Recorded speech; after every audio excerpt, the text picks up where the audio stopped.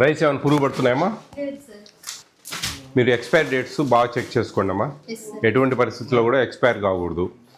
చాలా కేర్ఫుల్గా ఉండండి. ఆ విషయంలో చాలా కేర్ఫుల్గా ఉండండి. ఎక్స్పైర్ డేట్ అనేది ఉండకూడదు. బీ కేర్ఫుల్ అది ఆ విషయంలో. ఈ బోర్నవిటా కలుపుతారు కదా పాలల్లో. ఇప్పుడు గుడ్లు ఎంత ఉన్నారు వెయిట్? 55 అమ్మా. 1600 పెంచినప్పటి నుంచి 55 చేశారు. ఇంతకుముందు 50, మీకు 1600 పెంచారు. 4-5 నెలలు అయింది కదా. అప్పటి నుంచి 55 చేశారు. గుడ్డు ఒకటి మాత్రమే మీ మెనూలో మారింది. ఒక గుడ్డే. గుడ్డు 50 ఉండేది ఇంతకుముందు, ఇప్పుడు 55 చేశారు. అవి చూసుకోండి మీరు. బాగున్నారా? వినిపిస్తుందా వాయిస్ అందరికీ?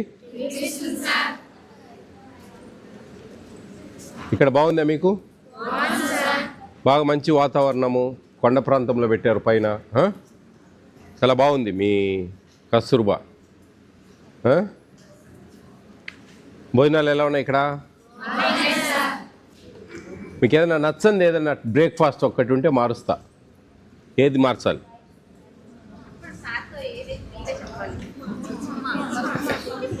నిన్నొచ్చింటే ఈరోజు మారిపోయేది కదా. పొద్దున్న తిన్నారు కదా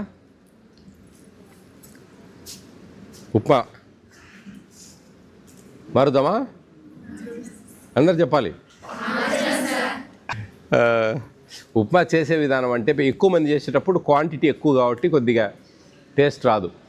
కొంచెం చేసేటప్పుడు మంచి కాజు, అది జీడిపప్పు, పల్లీలు, సేమియా ఇట్లా కలుపుకుంటే బాగుంటుంది. ఏం ఇబ్బంది ఏం లేదు. మొత్తానికి ఉప్మా మారుస్తాడా లేదా ఈయన అని చూస్తున్నారా? మారుద్దాం. ఎగ్ ఫ్రైడ్ రైస్ ఓకేనా? Egg fried rice. ఆ రోజు బాయిల్డ్ ఎగ్ ఉండదు. ఓకేనా? మరి మీ కోరిక తీర్చాను నేను. నా కోరిక తీరుస్తారా లేదా? ఏంటి నా కోరిక? బాగా కసిగా చదవడం. అట్లా ఇట్లా చదివితే కుదరదు ఈ కాలం.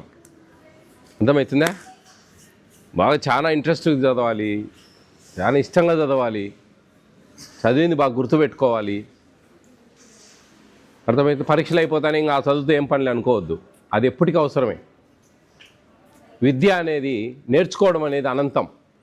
There is a no commas, always commas, no full stops.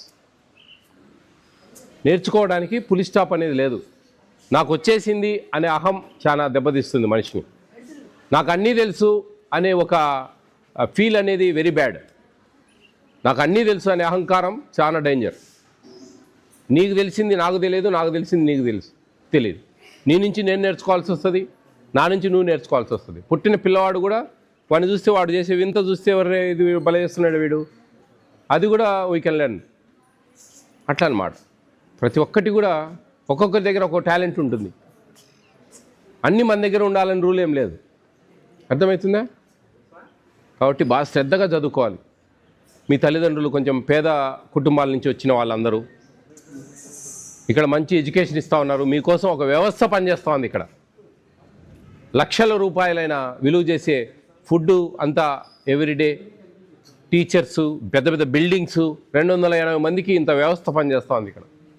ఎందుకోసం అంటే మీకోసం, మీ చదువుల కోసం, మీ భవిష్యత్తు కోసం, మీ తలరాతలు మారేదానికోసం. మీరంతా మా ఆంధ్రప్రదేశ్ సంపద.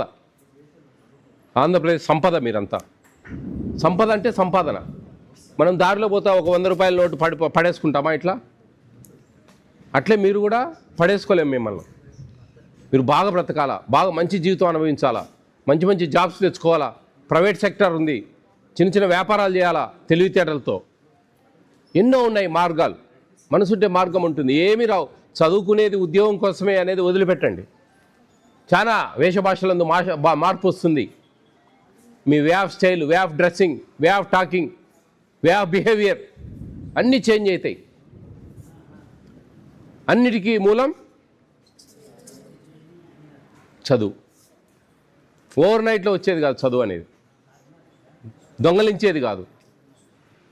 మనం ఎంతో కృషి పట్టుదలతో